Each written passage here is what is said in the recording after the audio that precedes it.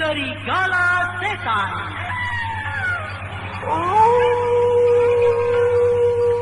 Mempersembahkan berkelana di malam yang gelap, berbandingan kembang bersama melakukan hidup setan,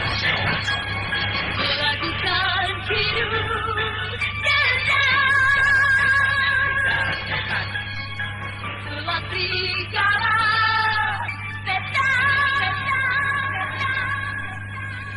Siapapun yang terlibat pembunuhan atas suamiku, mereka tak akan pernah tentram dalam hidupnya. Kalian akan terus mengalami ketakutan manakala mendengar rolongan serigala setan. Serigala Setan. Kisah petualangan manusia dari dunia gelap yang merubah dirinya menjadi seekor serigala yang bisa bercakap-cakap seperti manusia. Serigala Setan. Naskah karya Her Astra Jingga. Ilustrasi musik Frans Harius. Teknik dan montase DJ Arifin. Sutradara Dian Pertiwi. Kali ini menampilkan episode Pelacak Jejak.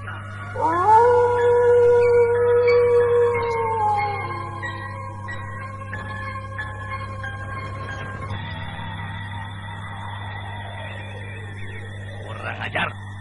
Mengapa cahaya itu membuat gadis ini berada di sini? Ini pasti ada kekuatan lain yang mencoba menandingi ilmu yang kumiliki. Benar-benar berani sekali. Rupanya ingin mampus makhluk naas itu. Hei, Wang Ayu. Wang Ayu Nandani, bangun. Bangun dari pingsanmu. Aku yang membangunkanmu. Ikut aku, ayo. Babo. Rupanya kau belum juga siuman. Wah, aku memang harus menotok aliran darah. Aku harus menotok titik simpul agar dia bangkit dari siuman.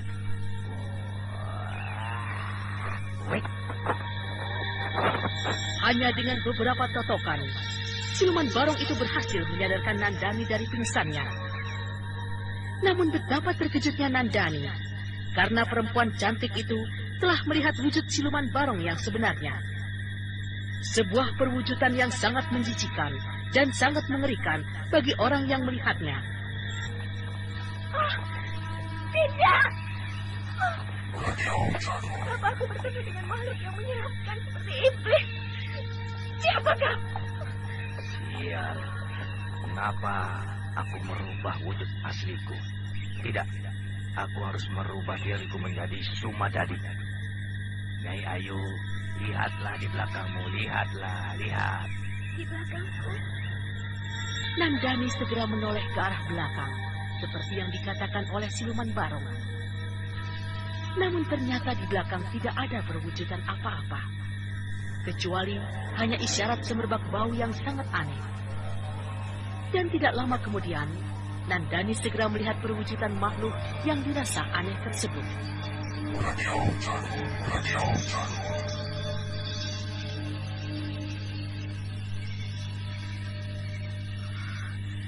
Benar-benar aneh yang aku alami saat ini. Sekarang perwujudan yang menjijikan tadi telah hilang. Di mana sebenarnya aku ini? Oh, Dewata yang agung, berilah aku petunjukmu. Pertemukanlah aku dengan keluargaku. Atau setidak-tidaknya, pertemukanlah aku dengan orang yang sangat kukenal dengan baik. Oh, secara perlahan, kucium bau harum yang sangat aneh, yang selama ini belum pernah kurasakan. Isyarat apa ini? Oh, Dewata, kuatkanlah hatiku untuk menghadapi semua ini. Nandani, akulah tangan para dewa itu.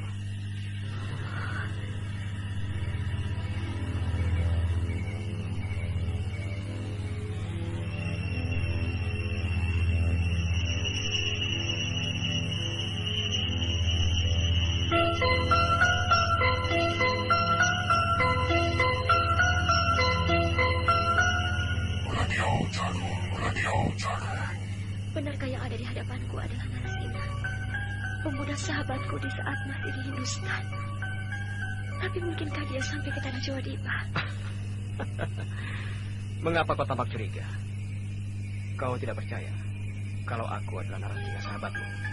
Oh, benarkah kau adalah Narasingha sahabatku? Nandani, jabatlah tanganku. Maka kau akan merasakan apakah tanganku masih seperti dulu atau tidak. Aku percaya kau pasti kurang senang menerima tawaranku. Tapi semua itu kulakukan untuk membuktikan bahwa aku adalah Narasingha. Sebuah kenangan yang teramat manis untuk dilupakan. Tapi semua itu telah berlalu. Aku telah menjadi istri Kakang Maesa Danu dan telah melahirkan seorang anak laki-laki.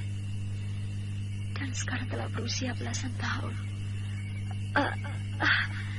Tidak, Narasingha. Aku tidak boleh melakukannya. Benar apa yang telah menjadi dugaanku. Aku pun tahu kalau kau telah menjadi istri dari seorang laki-laki yang berasal dari Jawa Dipa. Ya, saat itu aku berkunjung ke rumah orang tuamu di desa Baganta. Kedua orang tuamu telah bercerita panjang lebar mengenai nasibmu yang sekarang tinggal bersama suamimu, Maesa Danu. Tapi bagaimana kalau kita sambil berjalan-jalan di redupnya sinar bulan purnama yang tertutup mendung itu? Tapi... Nandani, aku masih Narasingha yang dulu. Aku bukanlah Narasingha yang sudah berubah. Aku akan menceritakan tentang keadaan putramu yang saat ini betah tinggal di desa Baganta bersama kakek.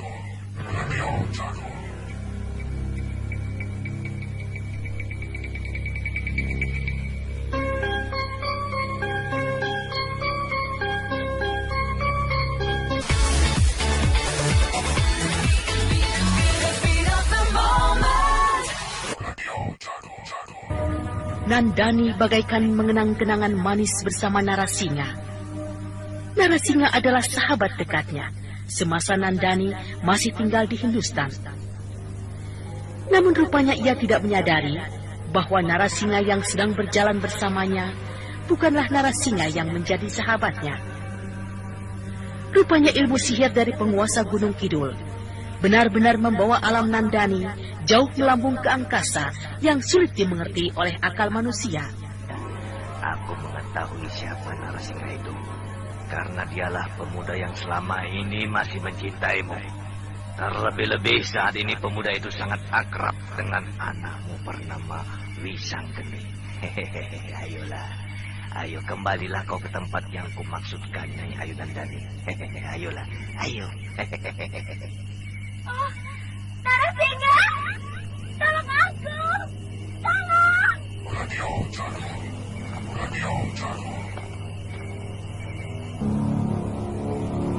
Kilatan cahaya yang menyengat pandangan Nandani itu segera lenyap berhamburan manakala terdengar derap kuda mendekat. Anehnya, sosok Narasingha itu hilang bersama berhamburnya kilatan cahaya. Kini yang ada hanyalah seorang pemuda berpakaian adat Hindustan. Dia adalah Narasingha yang sebenarnya.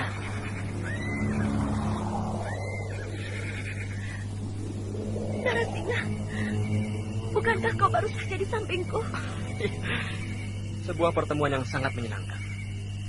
Tetapi alangkah tidak sopannya bila kita berbincang-bincang di tempat yang gelap. Tapi benarkah kau Narasingha yang baru saja berjalan-jalan bersamaku? Nandani, nanti setelah muncul Sang Dewangkara, aku akan cerita panjang lebar mengapa aku sampai di bumi Jawa Dipa ini. Benarkah apa yang kau ceritakan? Bahwa putraku akan tinggal di Baganta bersama kakek dan neneknya? Tidak tinggal selamanya. Namun putramu mengatakan kepadaku bahwa ia akan tinggal beberapa saat lamanya bersama kakek dan neneknya. Entah dalam waktu lama atau sebentar. Hanya saja ketika aku berkunjung ke desa Baganta, putramu yang bernama Wisanggeni mengatakan hal itu kepadaku. Dan dia juga titip salam kepadamu. Wisanggeni putraku. Nandani, Wisanggeni itu bocah yang pintar. Pantas banyak orang mengatakan dia adalah titisan dewa masa silam yang kini telah lahir kembali. putramu sangat santun kepada orang lain. Bahkan dia menyebutku paman. Ya, meski sebelumnya belum tahu kalau aku adalah sahabat dekatmu semasa kita masih remaja dulu. Dan setelah tahu kau adalah sahabatku semasa remaja dulu, putramu menyebutku paman. Lantas, mempunyai tujuan apa Narasingha kemari? Maaf, kau datang ke Jodipa pasti mempunyai tujuan tertentu. Iya, memang.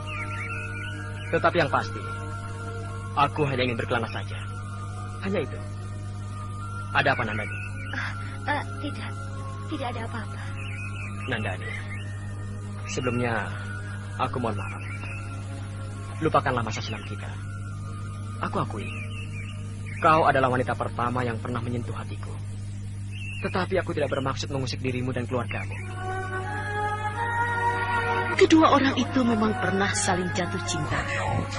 Bahkan keduanya pertama kali mengenal cinta ingusan. Bagi Nandani, Mahesa Danu adalah cinta pertama dan terakhir kalinya. Keduanya telah jauh melamun ke masa silam, kurang lebih 17 tahun yang lampau.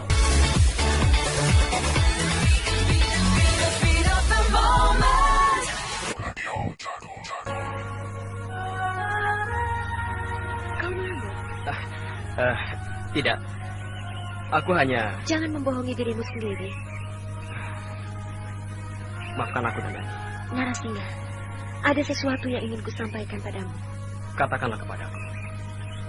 Barangkali sesuatu yang ingin kau katakan kepadamu, aku bisa membantunya. Jika memang kau memerlukannya. Iya. Sekarang ini, benarkah aku berhadapan dengan Narasingha? Seorang pemuda yang dulu dilahirkan di tanah Hindustan. Nandani, kau ini bicara apa? Aku justru bingung dengan keteranganmu ini. Ketahuilah, sebelum kau datang menjelang fajar tadi, aku sudah bersamamu. Tapi anehnya tiba-tiba saja sebuah cahaya menyilaukan pandanganku. Lalu kau lenyap. Lalu kau datang dengan menunggang kuda. Dari itulah aku berpikir. Aneh. Ya, Aneh sekali. memang aneh. Tapi suatu kenyataan. Dan beberapa pekan terakhir ini aku seperti berada di alam lain. Ada sebuah kekuatan yang memperdaya nalarmu. Memperdaya daya nalarmu? Memperdaya daya nalar? Maksudmu, kau seperti kena sihir dari kekuatan lain, begitu? Ya, barangkali saja sekarang ini aku bukan berhadapan dengan Narasingha sahabatku. Nandani, begitu kuatkah kekuatan di luar daya akalmu itu? Sehingga membuat kehadiranku kau tidak percaya? Bukankah aku telah bercerita apa adanya? Mengenai ayahmu yang bernama Jitaksara, mengenai ibumu yang bernama Maduswari, serta keadaan Wisanggeni yang tinggal bersama kakek dan neneknya. Ya, kau memang berkata apa adanya. Namun sebelum Narasingha yang pertama menemuiku, aku bertemu dengan makhluk yang sangat menjijikkan. Tubuhnya pendek, hitam, rambutnya keriting. Ya, barangkali makhluk itu pantas disebut iblis atau siluman. Siluman? Iblis? Lalu, ceritakanlah semua yang kau alami, Nandani. Ceritakanlah kepadaku. Ceritanya cukup panjang. Tidak sedikit pun kau mau cerita padaku. Aku hanya akan bercerita padamu bagaimana suamiku dibawa lenyap oleh makhluk yang menyerupai perempuan sakti dari kayangan. Nandani, jadi suamimu sekarang? Kakang Mahesa Danu sekarang dibawa lenyap oleh makhluk berilmu tinggi. Nandani menceritakan kepada Narasingha bagaimana Mahesa Danu lenyap dibawa kabur oleh Sang Batari. Sementara itu di tempat lain, Siluman Barong sedang memberi petunjuk kepada siluman bawahannya.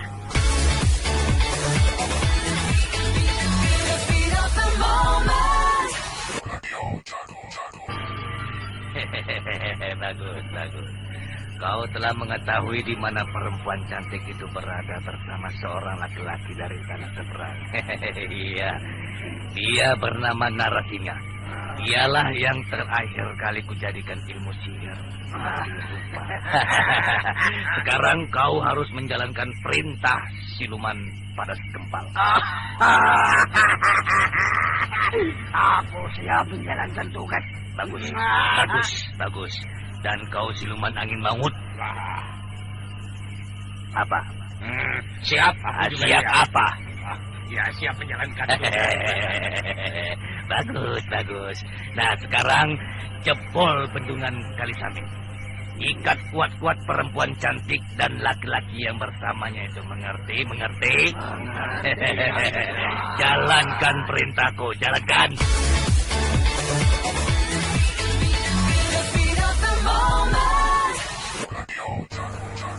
Angin maut. Perhatikan mereka sedang berbincang-bincang. Wah, benar siluman padas gempal. Rupanya perempuan cantik itu adalah istrinya, atau barangkali kekasihnya. Bagaimana kau bisa mengambil kesimpulan kalau mereka adalah sepasang manusia berkasih-kasihan? Atau mereka adalah sepasang suami istri? Wah, bagaimana kamu itu? Bukankah sang ketua telah bercerita bahwa manusia cantik itu mempunyai suami tampan yang namanya Mahesa Danu? Ya, siapa tahu pemuda tampan itu adalah suaminya. Sudahlah. Persetan dengan mereka. Yang penting, kita harus berhasil menjalankan tugas dari sang ketua. Ingat, sumber mata air Kali Semin harus diperlebar. Bendungan dijebol. Lalu kita membawanya ke tempat sarang kita. Ya, kau benar. Tetapi kita harus membagi tugas secara rinci. Mengapa sang ketua tidak menjalankan tugas ini sendirian? Iya. Padahal sang ketua jika bertindak atau mengatasi manusia itu dengan sendirinya tanpa meminta kepada kita. Sudah. Kita malah hanya berbicara tidak ada artinya. Mari kita segera menjalankan tugas. Sebab kalau tidak, kita akan dihajar oleh sang ketua sendiri. Sekarang, kau yang mengintai mereka. Aku yang akan memperbesar sumber mata air. Yang jelas, setelah kau membuat sumber mata air besar, aku harus menjebol bendungan Kali Semin terlebih dahulu. Baiklah. Ayo.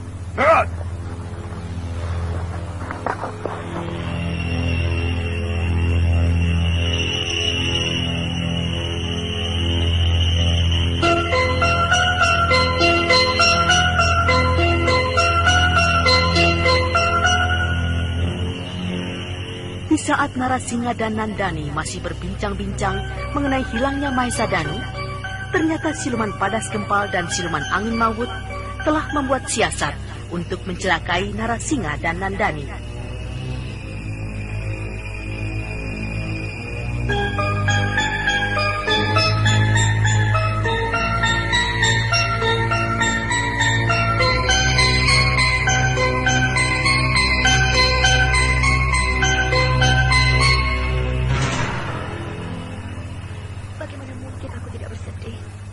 Suami dan putraku tidak bersamaku. Sekalipun putraku saat ini berada di Hindustan, tapi suamiku, di mana kau suamiku? Mengapa begitu buruk nasib kita? Mengapa kita harus menerima kenyataan pahit seperti ini? Nandani, aku tidak bisa menjanjikan mencarikan suamimu. Namun aku merasa berhak untuk membantu kesulitanmu. Bagaimanapun juga, kau adalah sahabatku. Aku terlalu merepotkanmu, Narasingha. Lebih baik kau melanjutkan perjalanan hidupmu. Barangkali itu lebih baik yang kau lakukan. Tidak, Nandani. Barangkali saja Dewata telah menggariskan hidupku agar aku datang ke Jawa Dipa, lalu bisa bertemumu dan membantu kesulitanmu. Nah, barangkali itulah kehendak Dewata yang mengaku. Kata-kata itu terlalu besar untuk kau ungkapkan padaku. Tidak, Nandani. Oh ya. Mungkin kau punya banyak sahabat di tanah Jawa Dipa ini. Banyak sekali. Tapi mengapa mereka tidak kutemukan?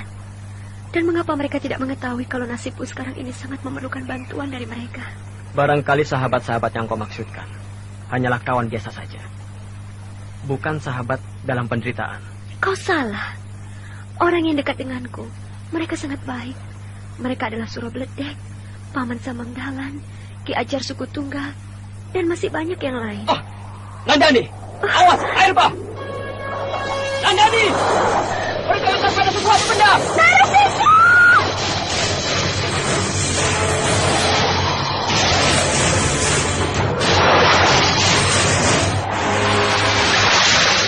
Air bah melanda Sungai Semin. Nandani tak kuasa menggunakan aliran air yang tiba-tiba datang bagaikan bah, bagaikan dicurahkan dari gunung. Sehingga tubuh Nandani tergulung-gulung oleh luapan arus Kali Semir. Sementara Narasinga berhasil menyelamatkan diri. Kini Narasinga bergayut pada sebuah pohon asam. Bahkan ia telah berpegangan dengan kuat sambil melihat Nandani yang terbawa arus Kali Semir. Kurang ajar. Kenapa tiba-tiba saja air bah melanda Kali Semir? Dan, di manakah Nandani? Bagaimana dengan keselamatan jiwanya?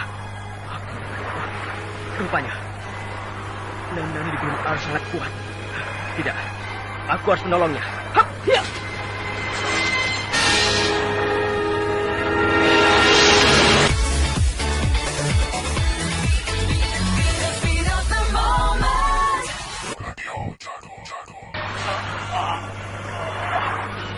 Iblis!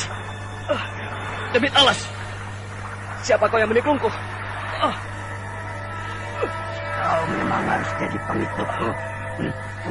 Ayo, ikut aku. Demit. Rupanya ini makhluk demit yang akan mencelakaiku. Baiklah. Aku harus menurut dulu apa yang akan dilakukan oleh makhluk demit ini. Ayo cepat naik ke atas. Hei, ketahuilah, aku sengaja menolongmu. Tetapi aku punya pamrih padamu, hai manusia. Aneh sekali bentuknya. Inikah manusia siluman?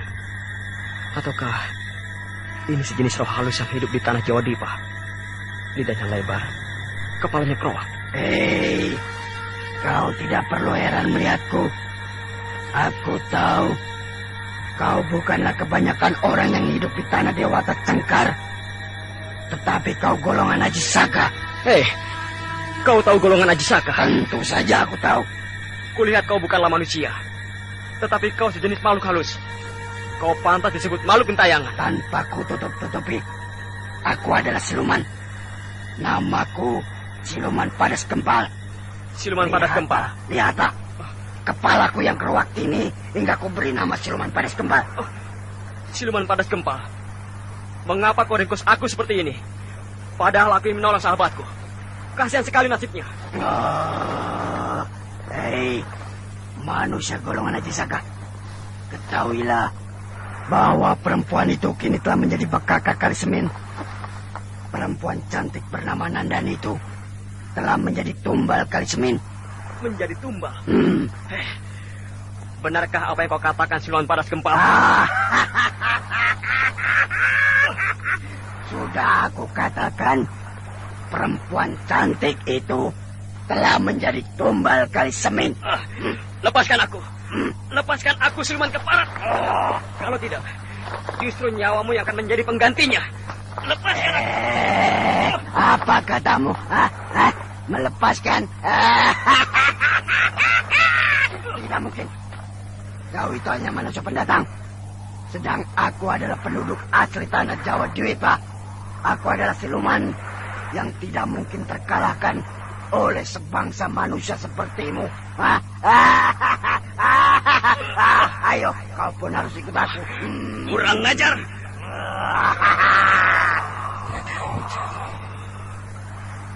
Risang Aji Saka, kekuatanmu adalah kekuatanku juga. Bantulah keturunanmu ini. Bantulah Risang Aji Saka.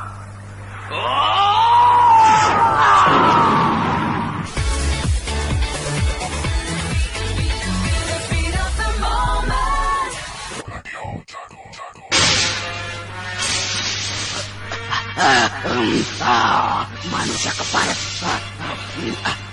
Rupanya kau mempunyai kekuatan simpanan. Jangan girang tertawa. Jangan merasa dirimu menang melawan aku. Siapapun dirimu, kau tidak akan mampu melawan Siluman Padas Gempal. Siapapun namamu, aku pun tidak akan gentar mendengar sesumbarmu. Aku tidak akan pernah takut menghadapi makhluk sepertimu, Siluman Padas Gempal. Sombong sekali kau, Narasinga. Narasinga, kau akan merasakan akibatnya.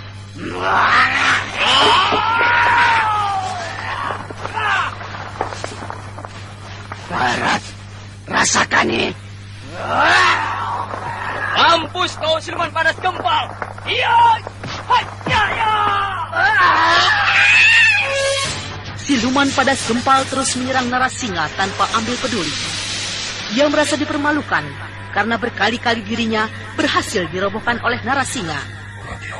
Kini setiap serangan dan raungannya tidak terarah lagi. Maka dengan gerakan yang terengginas, Narasingha berhasil menjambak rambut siluman padas gempal. Lalu kepalanya yang kerowak itu diputar-putar hingga ia mengalami pusing yang teramat sangat.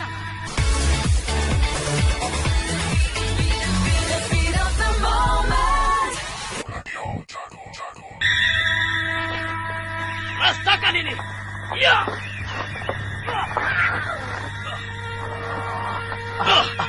Ampun, Tobat.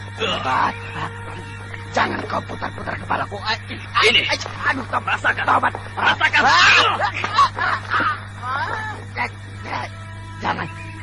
Jangan kau likung kedua tanganku. Aku telah tobat. Ampun. Jangan manusia. Jangan kau siksa aku. Dengar siluman padas gempal. Kalau kau bermaksud baik, maka kau harus mengatakan sejujurnya. Pastilah rekayasamu. Hingga aku dan Nandani mengalami petaka. Kau membuat kali semi banjir. Ayo. Aduh. Cepat katakan. Ampun. Cepat katakan. Aku akan. Ampun. Ayo. Kau harus menolong sahabatku. Cepat. Kalau tidak, aku akan membuntungi kedua tanganmu. Ayo. Aduh. Iya. Aku akan menolong perempuan cantik itu. Baiklah. Kalau kau membohongi aku tidak akan memberimu ampun. Kau akan mengetahui siapa aku sebenarnya. Aku adalah manusia Kalang.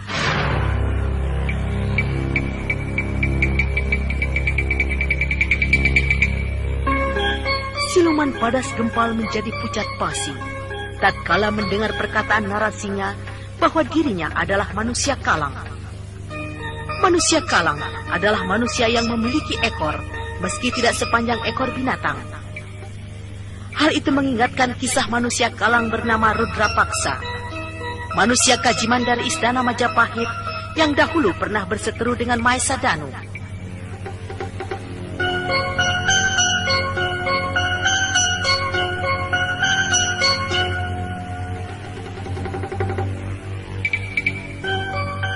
Manusia Kalang. Celaka. Kalau dia benar-benar manusia berekor, aku akan mengalami nasib yang celaka. Mengapa kau malah melihatku seperti orang kebingungan? Tidak Narasingha. Aku benar-benar menolong. Aku akan menolong sahabatmu bernama Nandani itu. Sekarang lepaskan aku. Akan kuselamatkan sahabatmu itu. Baiklah.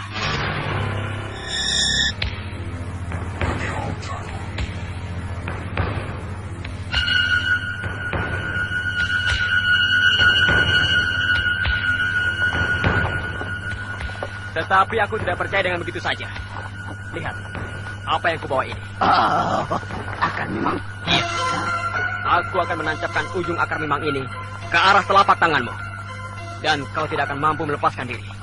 Ingat, aku akan melepaskan akar mimang itu setelah kau membawa Nandini ke hadapanku. Nah, cepat. Selamatkan sahabatku itu. Kalau tidak, tubuhmu akan mengalami cacat akibat akar mimang yang menancap di telapak tanganmu itu. Baik, Narasingha.